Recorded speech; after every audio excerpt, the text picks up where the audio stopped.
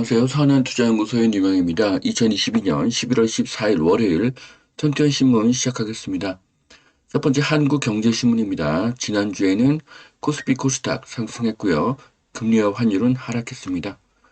자, 첫 번째 기사입니다. 노인 대국에 치닫는 한국 2030년 일본을 넘어선다는 기사인데요. 현재 한국의 노령화 지수는 8년 후인 2030년에 일본을 앞지를 것으로 보여집니다.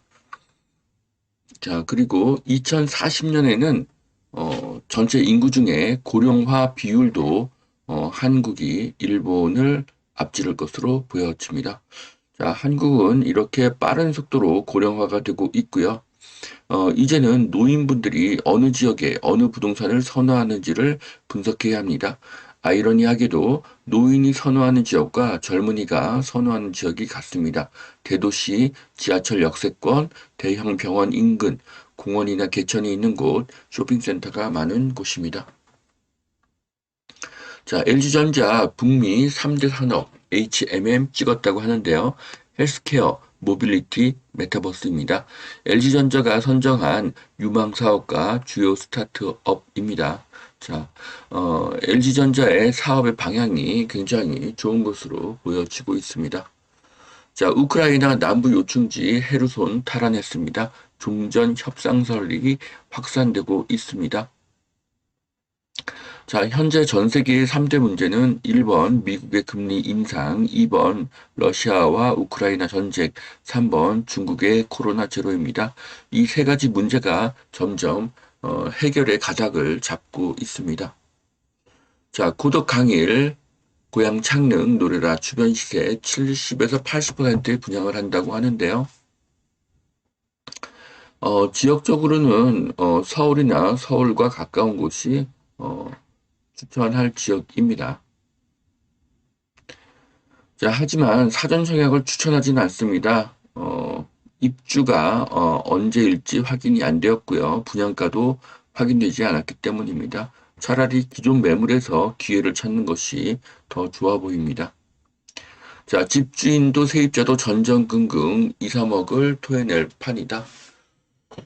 자, 뭐 전세가가 엄청나게 하락하고 있다고 하는 기사인데요. 뭐 최근 1년 안에 뭐 전세 계약을 한 경우가 아니면 뭐 그렇게 어려운 경우는 없습니다. 왜냐하면 지금 대부분의 전세가 한 4년 아니면 최소 2년 전세가가 묶였기 때문이죠.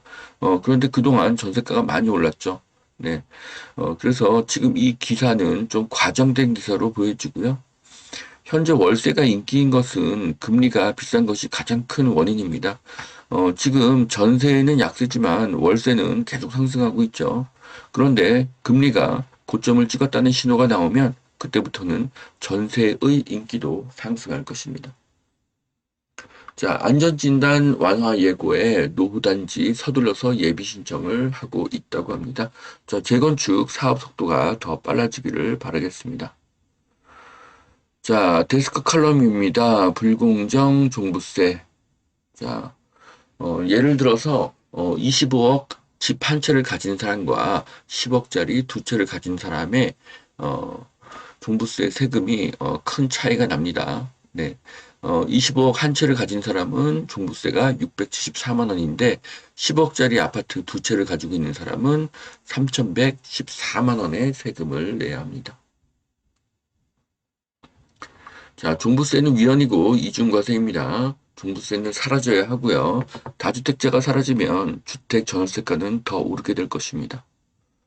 자, 5호선 연장에 김포 환호하고 있다고 합니다. 기대되는 교통주택 연계 개발이라고 하는데요. 자, 김포 한강 이 신도시로 인해서 파주와 강화도의 위상이 높아질 것입니다. 기존의 김포 신도시 원해도 좋습니다. 다만 검단과 함께 입주 물량은 많아져서 한동안 약세가 될 수도 있습니다. 투자는 추천하지 않습니다. 자, 두 번째 매일경제신문입니다. 자, 추가 대책 나와도 서울 집값이 4에서 5년 하락할 것이라고 하는데요. 이현철 아파트 사이클 연구장의 인터뷰입니다. 서울까지 규제 해제가 될 것이다. 이거 맞는 말이죠. 예. 하지만 4, 5년 이상 하락장을 피할 수 없다. 이것은 틀린 말입니다. 자, 서울은 상승장이 길었기 때문에 큰 상승을 기대하기는 어렵지만 앞으로 4년간 공급이 급감하기 때문에 매매가가 하락하기는 어렵습니다. 현재는 대세 하락기가 아니라 금리 급등으로 인한 일시적인 조정기이기 때문입니다. 자, 청담, 방배, 반포, 내년 강남권에 잇따른 분양이 있다고 하는데요. 자, 보시면은 뭐 3,000세대, 1,000세대 이렇게 있기는 하지만 전체적으로 보면 서울의 입주 물량은 2026년도까지 계속 감소합니다. 그래서 앞으로 금리가 고점을 찍고 거래량이 늘어나면 현재 금매는 모두 사라질 것입니다. 그리고 매매가의 하락도 없을 것입니다. 자, 높이 풀리는 제주시 재건축 물꼬를 튼다고 하는데요. 높이 제한에 걸렸던 구도심이 고도 제한이 풀리고요. 고도 제한 해제 축하합니다. 자, 경제 정책이 백가증명이다. 세계 각국 대혼란이다. 물가 통화 가치 잡자니 경기 침체가 불부듯하다. 트릴레마에 빠진 세계라는 기사입니다. 자, 물가도 잡고 통화 가치도 잡아야 되는데 경기 침체는 원하지 않는다. 네, 이것이 모순인 것이죠. 자, 보시면은 올해 미국이 3.75%의 금리 인상이 있었고요. 한국은 2%의 금리 인상이 있었습니다. 자, 반면에 대만과 태국은 0.5%만 금리 인상을 했고요. 일본은 금리 동결, 중국은 0.2% 금리 인하, 러시아와 튀르키예는 마이너스 1%, 마이너스 2%의 금리 인하를 하고 있습니다. 자, 금리를 올리면서 성장까지 하기는 어렵습니다. 그래서 금리를 계속 올리는 것은 불가능하죠. 한국의 기준금리가 3.5%를 초과하게 되면 한국의 기업들은 큰 위험에 직면하게 될 것입니다. 한국이 더 이상 금리를 올리지 않기를 바라겠습니다. 자, 미국이 금리를 올려도 금리를 동결하거나 내리는 나라도 있습니다.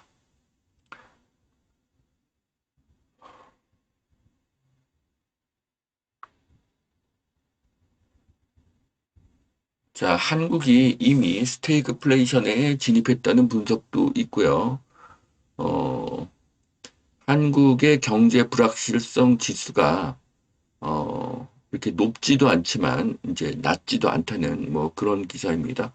하지만 한국이 이번 위기를 넘기면 한국의 미래는 밝습니다. 반도체, 가전, 전기차, 배터리, 방산, 엔터테인먼트, IT의 강국이기 때문입니다. 자, 여기까지 2022년 11월 14일 월요일 선태현 신문 마치겠습니다. 오늘도 투자에 도움이 되시길 바랍니다. 감사합니다.